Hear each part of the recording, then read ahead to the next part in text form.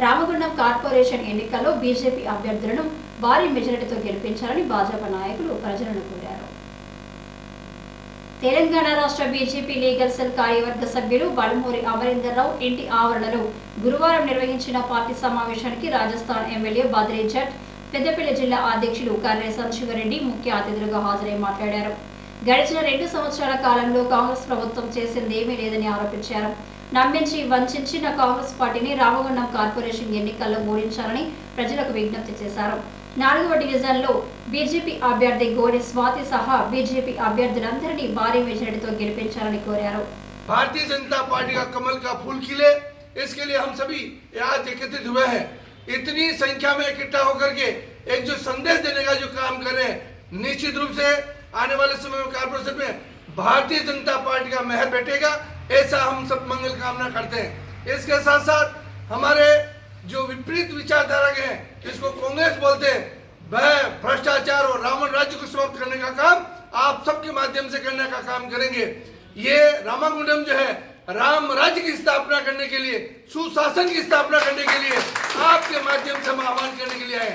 मुझे ऐसा लगता है आप कमर कस के आने वाले समय में भारी मात्रा में भारतीय जनता पार्टी को विजयश्री दिलाएंगे। यहाँ कुल 60 वार्ड हैं। 60 वार्ड में से हम मैक्सिमम वार्ड जीत करके आने वाले समय में कमल के फूल का मेहर बिठाने का काम करेंगे। विकास की गंगा बहाने का जो नरेंद्र मोदी जी का जो सपना है, हमारा एक राष्ट्र एक वतन और तेलंगाना की जो है पूरी हक और हुकूमत के लिए हम लड़ने के लिए तैयार हैं।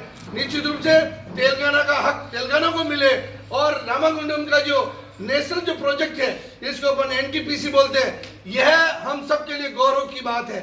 पूरा हिंदुस्तान यहाँ बसता है, तो हम राम राज्य स्थापित करने के लिए निश्चित रूप से भ्रष्टाचार और रावण राज्य को समाप्त करने के लिए आए। आप सभी के माध्यम से राम राम साहब। డివిజన్ నుంచి భారతీయ జనతా పార్టీ నుండి తిరుమల గారిని పార్టీ నిలబెట్టింది.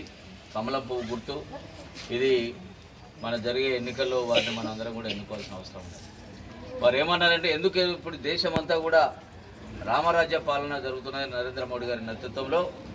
మరి ఎక్కడ వెళ్ళినా కూడా నరేంద్ర మోడీ గారు 18 గంటలు నిర్విరామంగా దేశం కోసం పనిచేస్తున్నాడు, అభివృద్ధి కోసం పనిచేస్తున్నాడు. 3 సార్లు వరుసగా ఈ దేశ ప్రధాని అయ్యిండు.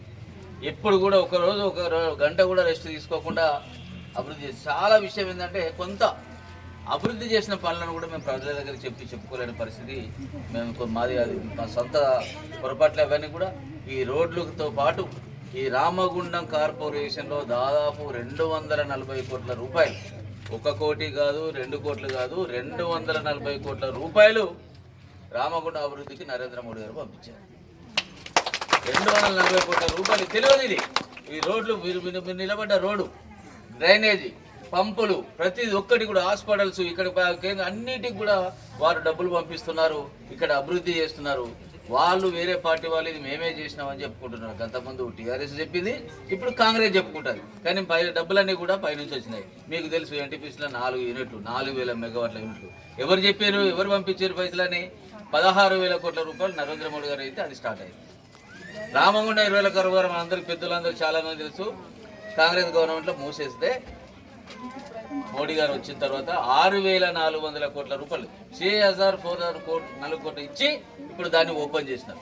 ఆడ పర్మనెంట్ ఎంప్లాయీస్, కాంట్రాక్ట్లు ఎవరు వాళ్ళందరూ కూడా మన ప్రాంతం వాళ్ళు, పాల వాళ్ళు, కూరగాయల వాళ్ళు, కిరాణా షాప్ వాళ్ళు, ఆడ ఒక దాదాపు 10,000 మంది బతికేటట్టు చేసిన ఘనత నరేంద్ర మోడీ గారు. ఈ రకంగా ఎంత చెప్పుకున్నా కూడా 350 పథకాలు.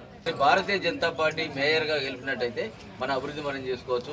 మనకు బండి సంజయ్ కుమార్ గారు ఉన్నారు, కిషన్ రెడ్డి గారు ఉన్నారు. వీళ్ళకి సంబంధించి అందరూ కూడా మనకు సంబంధించిన డబ్బులు వస్తాయి. ఎట్లా నరేంద్ర మోడీ గారు ఢిల్లీలో ఉన్నా కూడా రామగుండంలో ఏం చేయాలి, రామగుండంలో వీధి లైట్లకు సంబంధించిన పైసలు, శ్మశాన వాటిక పైసలు, ప్రతి ఒక్కరి డబ్బులను కూడా అక్కడ నుండి పంపిస్తున్నాడు. కాబట్టి ఇవి మీకు తెలియదు, మీకు అందరూ కూడా మేము చెప్పుకునే అవకాశం మాకు ఎప్పుడు రాలేదు. కాబట్టి ఈసారి తిరుమలను మీరు బ్రహ్మాండంగా గెలిపించండి. అన్ని వార్డులు ఇప్పుడు పొద్దు నుండి తిరుగుతున్నాం, మంచి స్పందన ఉన్నది. మీరు అందరూ కూడా దీవిస్తే తిరుమల కౌన్సిలర్ అవుతారు. తప్పకుండా కార్పొరేటర్గా మన ప్రాంత అభివృద్ధికి డబ్బులు తీసుకురావడం మేమందరం కూడా తోడు ఉంటామని. ఇదిలా ఉండగా 8వ డివిజన్లో ఏర్పాటు చేసిన బీజేపీ కార్యాలయాన్ని రామగుండం ఇన్ఛార్జ్ కందల సంధ్యారాణి ప్రారంభించారు. బీజేపీ అభ్యర్థి ఆకుడూరి తిరుమల రమేష్ ను గెలిపించాలని కోరుతూ డివిజన్లో విస్తృత ప్రచారం నిర్వహించారు. ఈ కార్యక్రమంలో బీజేపీ నాయకులు రాజమౌళి, మోషే, ఎస్ కుమార్, వీరం దేవిసింగ్, బలూరి వనిత, మెరుగు హనుమంత్ గౌడ్, అమరేందర్ రావు తదితరులు పాల్గొన్నారు.